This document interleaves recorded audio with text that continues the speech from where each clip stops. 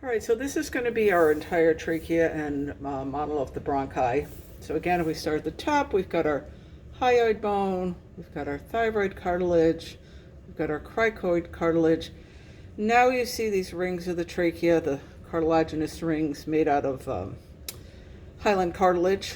Okay, just going to lift this up a little bit because here is that area called the carina, where we get the split of the trachea into the main bronchi, right? So we have the left primary bronchus and we have the right primary bronchus. And remember, this one is a straighter shot into the lungs. If people aspirate, they tend to aspirate in this bronchus and down into the lungs. It's an easier shot down into the right lung than it is the left. Each primary bronchus branches into secondary bronchus, or let's go over to this side, it's easier to see it.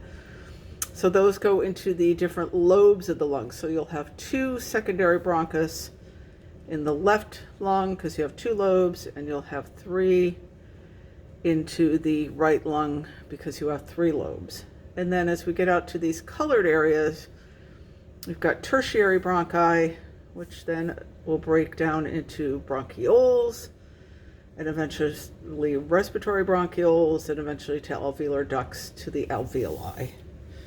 If we just spin this guy around, again, want to show you that the back of the trachea has smooth muscle, the trachealis muscle.